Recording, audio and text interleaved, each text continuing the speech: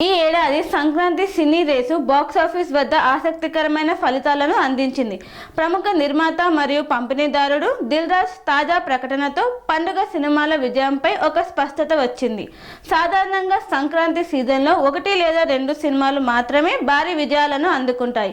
కానీ ఈ ఏడాది ఏకంగా 3 సినిమాలు హిట్గా నిలవడం విశేషమని దిల్ రాజు పేర్కొన్నారు. అనగనగా ఒక రాజు మరియు నారీ నారీ నడుమ మురారి చిత్రాలు బాక్సాఫీస్ వద్ద ఘన విజయం సాధించాయి.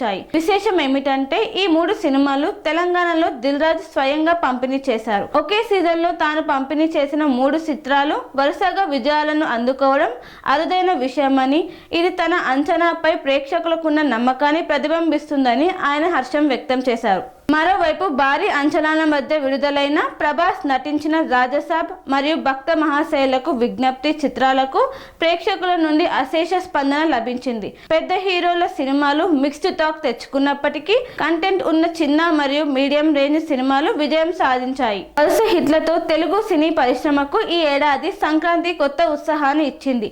3 సినిమాలు విజయ పదంలో సాగడం వల్ల డిస్ట్రిబ్యూటర్లు, ఎగ్జిబిటర్లు భారీ లాభాలను పొందారు. జపాన్, సింగపూర్ వంటి విదేశీ మార్కెట్లో కూడా ఈ సినిమాలు మంచి వసూళ్లను సాధిస్తుండడం విశేషం. ఈ విజయం భవిష్యత్తులో రాబోయే మరిన్ని భారీ చిత్రాలకు మరియు కొత్త కాంబినేషన్లకు గ్రీన్ సిగ్నల్ ఇచ్చినట్లయింది.